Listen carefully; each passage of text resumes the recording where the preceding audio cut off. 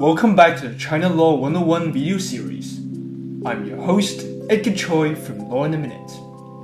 In today's video, we will talk about whether a contract is valid if there is no company stamp.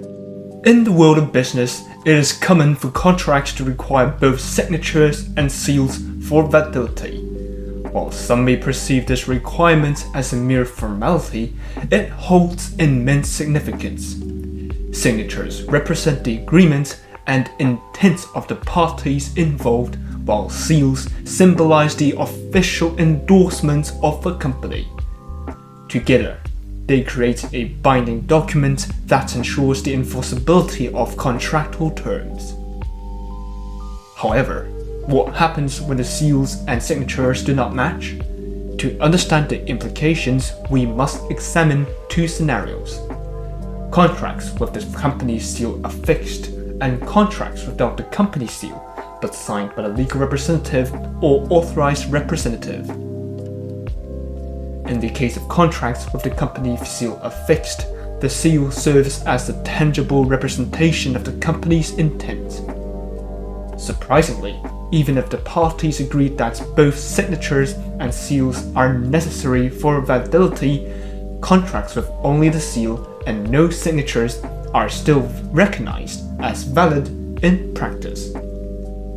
This recognition is based on the understanding that the company seal embodies the intention of the organization and carries sufficient weight to validate the contract.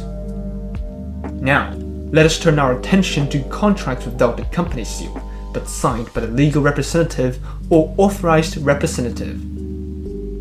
Here, the validity of the contract is contingent upon the specific agreement regarding the seal between the parties involved. There are two scenarios to consider. Firstly, if the agreement states that the contract becomes effective upon signature or seal affixation by both parties, it implies that either a signature or a seal is sufficient for the contract to be valid. Unless there is evidence of a special agreement requiring both, a contract signed by the legal representative or authorized representative without the company's seal remains valid. This interpretation acknowledges the intention of the parties to prioritize the signature as an indicative factor of agreement. Secondly, if the agreement explicitly stipulates that the contract becomes effective only when both parties sign and affix their seals, the presence of both signature and seal is imperative for the contract's validity. In this scenario, if the contract is signed only by the legal representative or authorized representative without the company's seal, it is deemed invalid.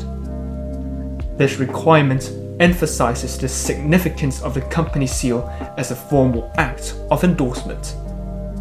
Thank you for watching today's video. Please feel free to share your thoughts in the comment section below. Stay tuned for our next episode where we will talk about whether a landlord can kick you out after selling his house.